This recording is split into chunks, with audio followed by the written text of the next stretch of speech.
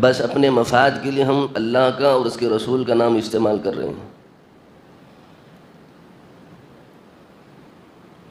ورنہ جس قدر نازیبا ناروا سلوک ہمارے نبی کے ساتھ کیا جا رہا ہے، اس کے بعد ہمارے اندرون میں کیا تبدیلی آنا چاہیے تھا، کیا فرق اور امتیاز حاصل ہونا چاہیے تھا، کیسے انقلاب ہمارے اندرون میں پیدا ہونا چاہیے تھا، کیسی تبدیلیاں ہماری زندگیوں میں آنی چاہیے تھیں، کیا کچھ ہمارے وجود میں جو ہے تبدیلیاں واقع ہونی چاہیے تھیں، ذرا اس کے بارے میں غور فرمائیے۔ ایک طرف میرے اور آپ کے پیارے محبوب دو جہاں کے سرتاج، گنبد خضرا کے مکیں، جالی مبارک میں آرام فرمانے والے دو جہاں کے سرکار محمد الرسول اللہ صلی اللہ علیہ وسلم کے بارے میں اٹھے کی ایک بیٹھے کی ایک آدمی بکواس کر دیتا ہے، اور ہم وقتیہ طور پر پکارا بھی کرتے ہیں، راستے بھی جام کرتے ہیں، اور چھکا بھی جام کرتے ہیں، اور احتجاج بھی کرتے ہیں، دھرنا بھی کرتے ہیں۔ محبت کے دو تقاضے ہیں،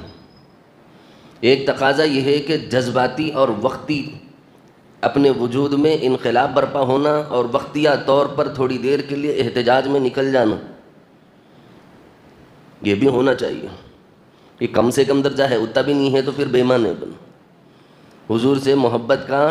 بہت بڑا درجہ یہ سمجھ رہے اپنے احتجاج میں نکلنا، سب سے ادنا درجہ ہے وہ، اتنا بھی اگر نہیں کر سکے تو پھر ایمان نام کی کوئی چیز ہے نہیں اپنے اندر۔ حضور کی محبت میں آپ باہر نہ نکل سکیں اور اپنا احتجاج درج نہ کروا سکیں تو پھر آپ ادنا درجے کا ایمان بھی نہیں باقی ہے۔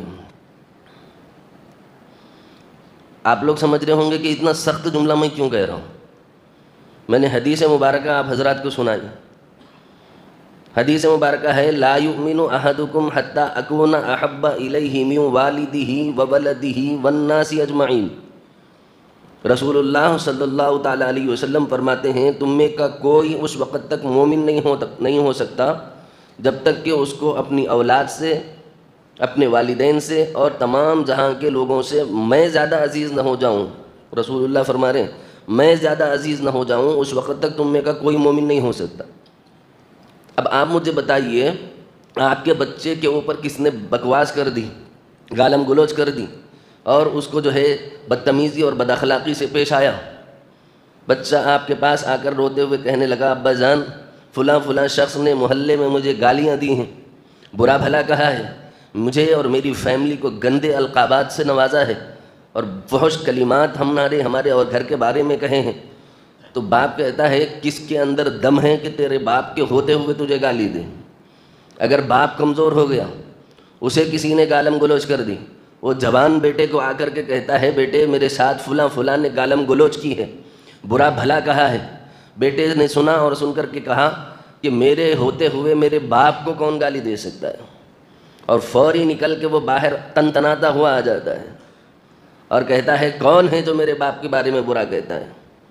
کہنا بھی چاہیے باپ کو بیٹے کے لیے، بیٹے کو باپ کے لیے اسٹینڈ لینا چاہیے، یہ ادب کا تقاضا ہے، اتنا تو ہونا کم از کم۔ اب مجھے آپ بتائیے کہ اپنے بیٹے کے لیے تو کھڑے ہو رہے ہیں، لیکن رسول اللہ کے لیے کھڑے ہونا ہمارے بس کی بات نہ رہی۔ سر میں درد یاد آ گیا، پیٹ میں درد یاد آ گیا، بازار سے صادر لانا ہے یاد آ گیا، بازار کے صادر لانا ہم کو زیادہ عزیز لگا، احتجاج کرنے سے، اپنے جذبات ویکت کرنے سے،